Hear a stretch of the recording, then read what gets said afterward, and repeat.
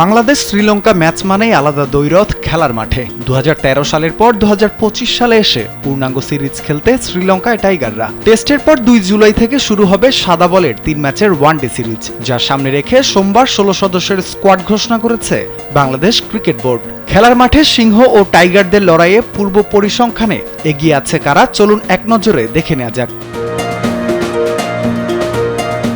বাংলাদেশ দলকে ওয়ানডেতে নেতৃত্ব দিবেন টাইগারদের নতুন অধিনায়ক মেহেদী হাসান মিরাজ। তার নেতৃত্বে আগে কখনোই ওয়ানডে খেলেনি বাংলাদেশ। সাকিব মুশফিকদের নেতৃত্বে এখন পর্যন্ত 57টি ম্যাচে মুখোমুখি হয়েছে দুদল, তবে জয় পেয়েছে মাত্র 12টি ম্যাচে, আর 43টি ম্যাচেই হার দিয়ে মাঠ ছাড়তে হয়েছে টাইগারদের। বাংলাদেশের ঘরের মাঠে জয় 8টি এবং হার 15টিতে। অপরদিকে প্রতিপক্ষের মাঠে 24 ম্যাচের দেখায় জয় পেয়েছে 2টিতে, আর হারের লজ্জা সঙ্গী হয়েছে 20টি ম্যাচে। ঘরের মাঠ কিংবা প্রতিপক্ষের 2 পরিসংখ্যানই কথা বলছে লঙ্কানদের হয়ে। এবারও যেহেতু ম্যাচটি হবে প্রতিপক্ষের মাঠে, তাই বিষয়টি সহজ হবে না অধিনায়ক মিরাজের জন্য। এদিকে সাদা বলের ক্রিকেটেও খুব একটা ছন্দে নেই বাংলাদেশ।